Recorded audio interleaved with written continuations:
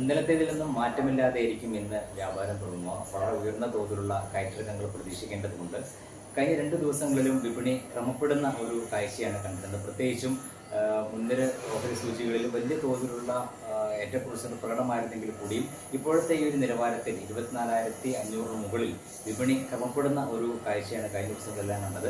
വിദേശ നിക്ഷേപ സ്ഥാപനങ്ങൾ വിപണിയിൽ നിക്ഷേപത്തിനുമായിരുന്നു. ഇന്നലെയും അവർ വിപണിയിൽ അറ്റ നിക്ഷേപത്തിലായിരുന്നു. ഇന്നലെ ആഭ്യന്തര നിക്ഷേപ സ്ഥാപനങ്ങളും വിപണിയിൽ അറ്റ നിക്ഷേപത്തിലായിരുന്നു. നിക്ഷേപ സ്ഥാപനങ്ങൾ അനുകൂലമായ ഒരു തീരുമാനത്തിൽ നിക്ഷേപം നടത്തുന്നതുകൊണ്ട് തന്നെ വരും ദിവസങ്ങളിലും വിപണിയിൽ നിക്ഷേപ താല്പര്യം തുറന്നേക്കാമെന്ന് തന്നെയാണ് കരുതുന്നത്.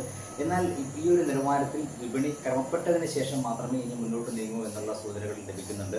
ഇന്നലെ തന്നെ വളരെ ഉയർന്ന തോതിലുള്ള കയറ്റങ്ങൾ പ്രകടമായിരുന്നെങ്കിൽ കൂടിയും ഒരു മാറ്റമില്ലാതെയായിരുന്നു ഇന്നലെ വ്യാപാരം അവസാനിപ്പിച്ചിരുന്നത്. വരും ദിവസങ്ങളിൽ സമാന രീതിയിലുള്ള നീക്കമായിരിക്കും ഇവിടെ പ്രതീക്ഷിക്കുന്നത്. 24,500, 25,000 എന്ന നിലവാരത്തിനിടയിലായിരിക്കും ഈ ഒരാഴ്ച വിപണിയിൽ വ്യാപാരം നടക്കുക എന്നാണ് കരുതുന്നത്. ബാങ്കിങ് ആൻഡ് ഫിനാൻഷ്യൽ മേഖലയിൽ ഉണ്ടാകുന്ന ഒരു നിക്ഷേപ താല്പര്യം ഒരു പരിധിവരെ വിപണിയുടെ മുന്നോട്ട് നീക്കത്തിൽ നിർണായകമാണ്. ഈ 2 ഘടകങ്ങളും അനുകൂലമായി പ്രവർത്തിക്കുന്ന ഒരു രീതിയിൽ വരും ദിവസങ്ങളിലും വിപണിയിൽ നിക്ഷേപം തുറന്നേക്കാം.